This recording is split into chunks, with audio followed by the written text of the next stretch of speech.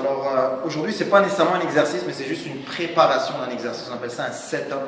Comment se positionner, par exemple, pour un squat, très important. Donc je vais vous montrer. Déjà, la première chose, assurez-vous que la barre soit bien symétrique. Ici, par exemple, si je le prends, je risque de me blesser parce qu'il y a un débalancement.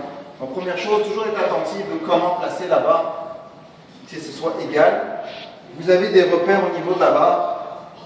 Et pour ne pas se précipiter, prenez votre temps de bien placer la barre au niveau des trapèzes.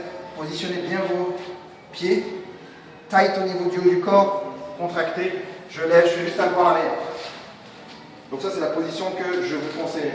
Plutôt que, là je vais volontairement caricaturer. On est là, on est parfait, puis on fait 4000 pas en arrière.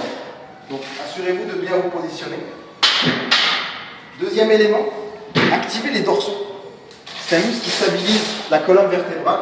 Donc imaginez que vous faites un lat pull down quand vous faites votre squat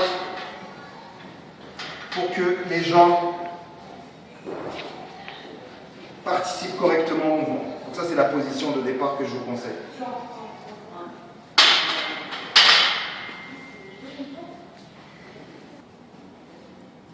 Alors deuxième setup de départ, de recommandation pour, mettons, un squat bulgare, donc une fente avec la jambe arrière surélevée.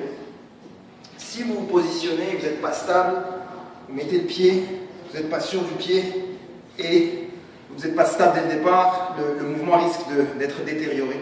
Donc moi, ce que je vous conseille, un peu comme un sprinter qui se positionne sur des starting blocks, vous positionnez,